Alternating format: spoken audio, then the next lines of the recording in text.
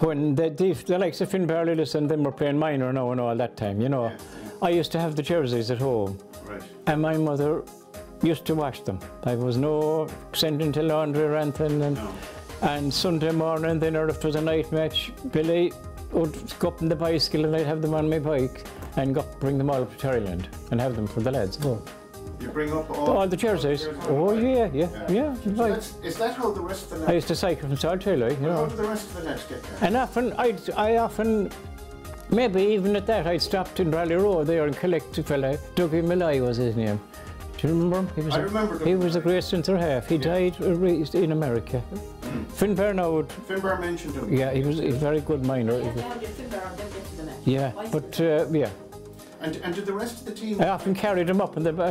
Did the rest of the team cycle? I'd say they cycled. Oh yeah, yours walked. Like, you know, that was it. So you could have been walking up to Terryland, play a game, and walk back to Salthill.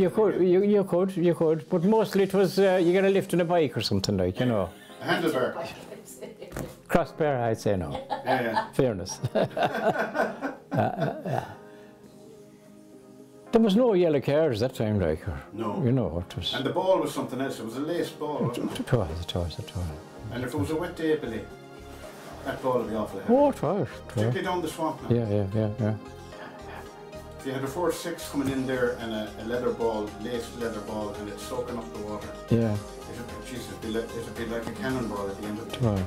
Well, there was another tough thing too that time was the ban, you know. You had to be awful careful, like, you know. Well, the GA ban? Yeah. You had to be awful careful, like, you know. Lads would be suspended. Yeah. Oh. Finbarr talked about that, and even I remember it. Yeah.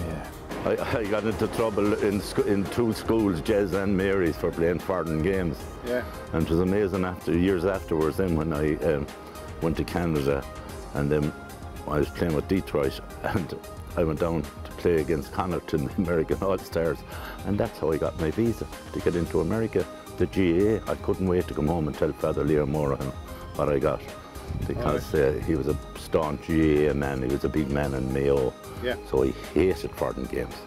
Oh, I was lucky I wasn't put on a cross that time.